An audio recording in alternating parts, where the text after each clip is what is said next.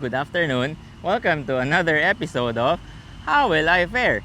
How will I fare against Mr. Jeff Hong, Apo Golf's #1 player and manok Patak. and representative and all-time best player. Thank you.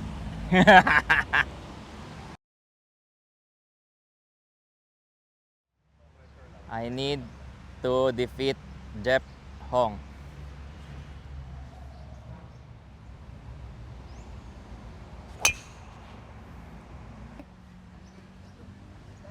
Delikado? Pildi ka mga. Ba't sundugo na ako si Shandy oh. Wiggle, wiggle, wiggle. Wiggle, wiggle, wiggle. Robby. Katoya tayo mo ha. No!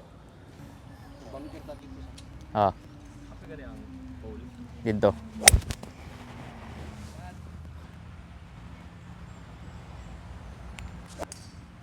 Nice out, nice out. Ako kasabot sa akong gibati today ah. Roberto Villaver. 5 years old pa ko.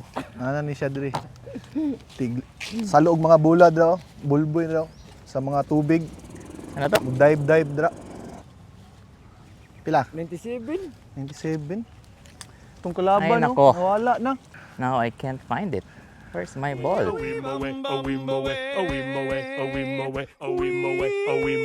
I'm at another hole causing hassle to other players. Wow. No comment. Pwede ko mamaraw? Pwede.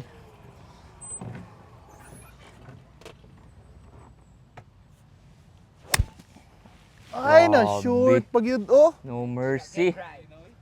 Sus, Wala mali. na, pildi Uy, na ko. Kamali. Pildi na ko.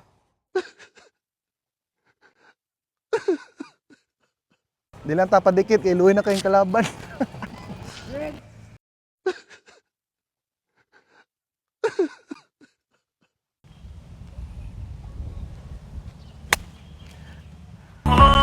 Low energy, matamlay, low focus ka, baka Wala tumudikit kay murag wala na eh. No fair na. Sorry, Han.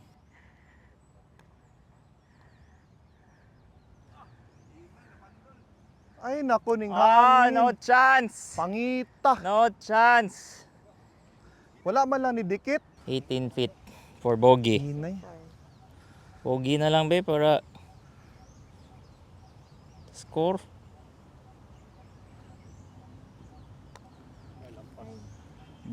Bogey. Bogey. Take. Salamat. Golf o Chloe? Hmm? Tubag. Golf o Chloe? Wait lang kay. Kailangan sa ako ni isulod. Lo. Dapat abtik No! ang tubag. It's a miss. Wala gyud. Wala, wala siya ni tubag.